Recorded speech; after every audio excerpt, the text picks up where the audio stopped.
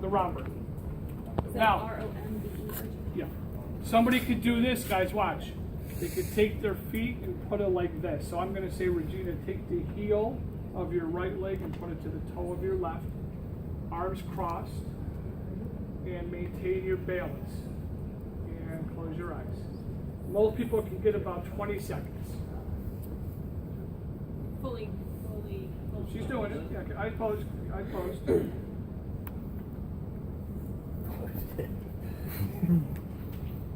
Cannot do that.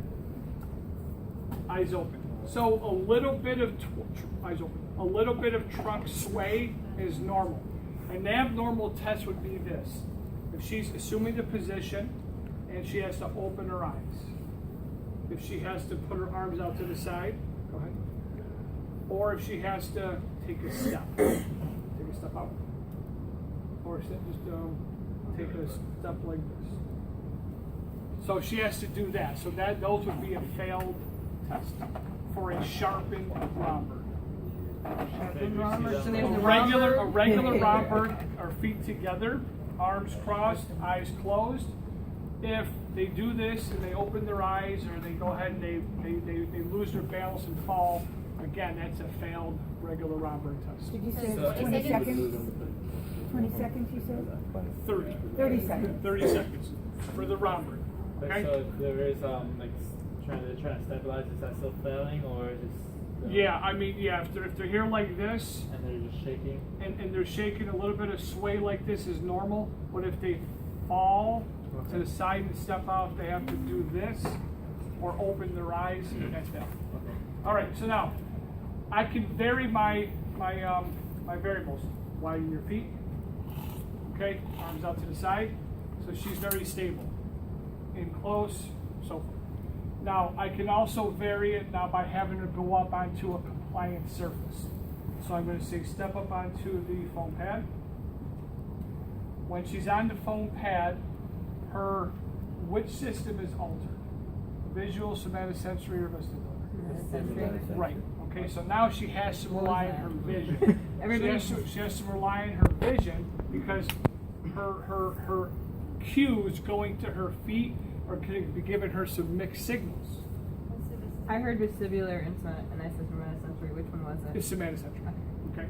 So That's proprioception, right? same thing. Proprioception is the same thing as somatosensory. So she has to use her eyes.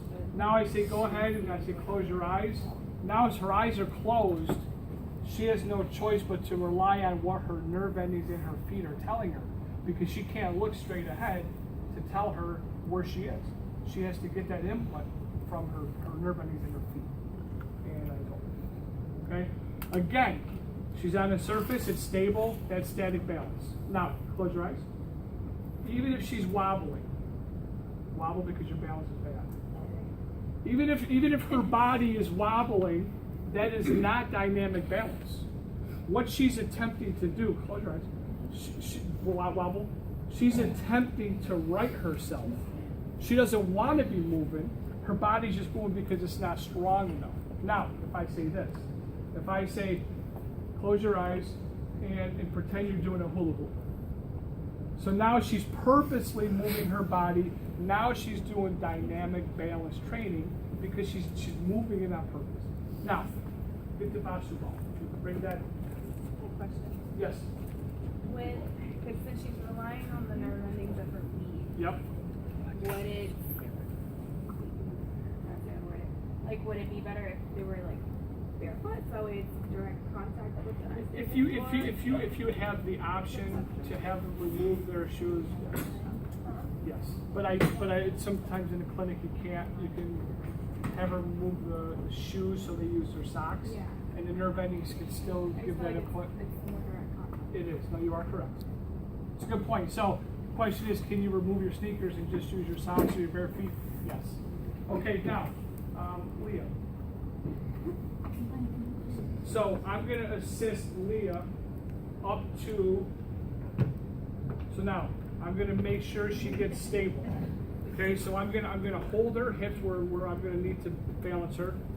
I make sure she gets in a position to where she feels stable. You feel stable.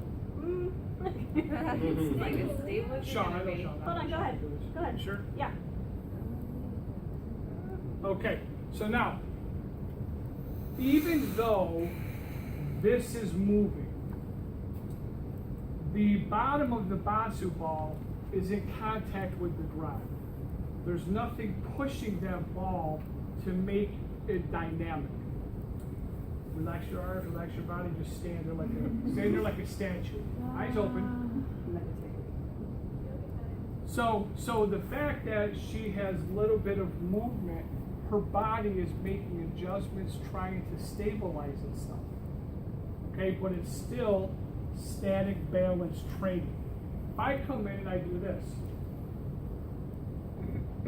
maintain your balance. I'm altering the surface. I'm perturbating the surface. Now the surface is moving. I'm moving it. Now the task becomes dynamic. Or if I say this, relax, yourself in the statue position. Okay? Belly button. Don't lock your knees so much until your belly button and that's your core.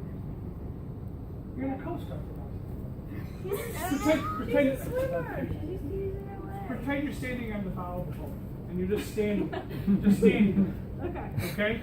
All right. You're in calm water. There's no waves. There's no wave. Nothing. You just stand there. Okay. So now take your hand. Now do this. Now start swimming. So the swimming. That's how you swim. No. That's how I did it. Yeah. Like that. I don't swim. So okay, so now she's swimming. Go ahead, swim. So now the swimming motion makes it a dynamic task. Okay? So I'm gonna be asking you guys to know what's static, what's dynamic. Demonstrate static, demonstrate dynamic balance. Okay. So dynamic can be they're moving themselves or you're doing performance on the surface. Correct. Okay? So now this is a flat surface. Back up. So now she's going to stand on here.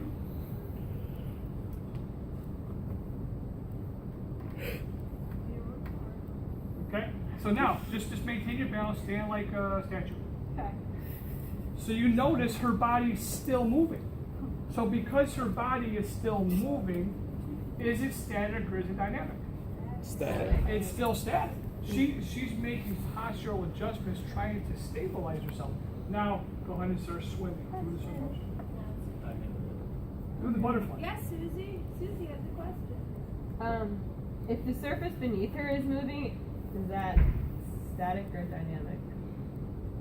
If the surface okay, so if If I'm making if a person is sitting on an airplane and they're sitting in an airplane seat, and obviously the plane's flying through the sky, so the seat is on the surface, which is the plane that's moving, and the sky, the clouds, everything's moving. It's still static because her body is on a surface that's static, so it becomes static. If I take this, I mean, like a fun house. Like if you're walking through a fun house and those floors are moving, and you're just trying to stand still. I've never been in a fun house where the floors if you're move. walking? I've been in the fun house where the floors tilt. Or that. Where Okay. they're Right. tilted. Or if they're tilting. Static. Right. Still static? Okay. Now, If you're walking now, hang on. If Not you're, walking. Just standing still. Yeah. Yes, listen, guys. If I take this Basu ball and I take it to the airport and I put it on the people mover, the people mover, the lazy walker. I know what it the is. surface is moving. Just imagine this Well, yeah, scenario. but I mean, the Fun. surface is moving now. It's dynamic. If the surface is moving, it's dynamic. Okay. Dr. Tino, it pretty much it has to be dynamic. It has to be on purpose. What if the thing, the house is tilting? How would You have to move. Movement Right. Like, it's not. Well, I could be sitting in a swing. I'm in a swing. I'm on someone's porch. It's they have a swing on their porch. I'm sitting on the porch in their swing having my iced tea. And someone moves that swing. I'm not moving. I'm just sitting there, but it's still dynamic because the swing is moving. What if you So it's sat not the only baby your body, it's the surface. What if you sat like, let's say a baby seat in a swing, the kids in the seat on the moving swing, static, because the seat. Yeah. Because the car seat is not moving, it's just the stuff around it that's moving. That's kind of like the airplane. But on a the swing, swing, you'd have the to chair, But the baby's or on the seat, the airplane, the baby's chair on the swing. Yeah, that's static. Yeah. That's static. Okay. But what if? If the person's body itself is on the moving surface, their body has to baby make was swimming. adjustments for the surface. If you're in a stable surface What if the baby was in already, a high chair it becomes in the water? The baby was swimming. What if lightning Baby struck swimming. twice in the area the same day as a tornado and picked up a house? I saw that movie Twister. Yeah. All right, guys. So I want you guys to take the surfaces, guys. This is a compliant surface. You have this here. You have the Arex. You have the Bossa Ball. I want you guys to stand solid ground, then move to the compliant surface. Make your base of support from wide to narrow. Eyes open, eyes closed. Okay? And then go from double leg support to single limb support. Okay, so you guys see the differences. All right? It's really easy once you get it. What he's trying, I mean, it's a progression. So with your patients, you're gonna start them at their most stablest base of support, which is feet wide, eyes open, arms down at their side. So as the patient progresses, just use your common sense. It's narrow the base of support, close their eyes, change them from one limb to another, change the surface. So it's a natural progression. So think of it like that, not so much like all these different. I know it's a lot, but think of it like once you start doing it. if you have a stable patient and they're like this and they're not like I was doing it with him, his long arms, he's reaching. And I'm like, okay, narrow your base of support. He's reaching. So I put him on a compliant surface, and now you start wide again though, because you don't want to do like, okay, eyes closed, 1 foot, put them on a new surface. So you start back, you change one thing at a time, and it's a progression up, and then you can figure out where you're going to work with your patient, finding where their weakness starts. Good. So just a little work. Okay, sorry. Go ahead. No, it's perfect. That's good. That's good. Now, also, when your person's on a pitch, so now, Susie, step off for a second. So she's off here. Her ankle joint's in neutral. So the cues that she's getting is the surface I'm standing on is solid. It's firm. That's the input that's going into her. So she's making adjustments based on that. Now I'm going to move her to a surface where she has to step up on a pitch. So now she's on a wedge. Her ankle joint changes. So now it's going to activate the GTO, the Golgi tendon organ. So that's going to make all of a sudden her have some partial adjustments with her ankle muscles because of that. This is another way you can work with your patients on inclines and declines, especially if they have to walk up a lot of hills or walk down a lot of hills. Turn around and stand with your feet pointed down. Same thing. Okay, so it feels different between one or the other, but her body is making adjustments based on that pitch. All right, any questions? So I want you guys to practice. Take these, go around.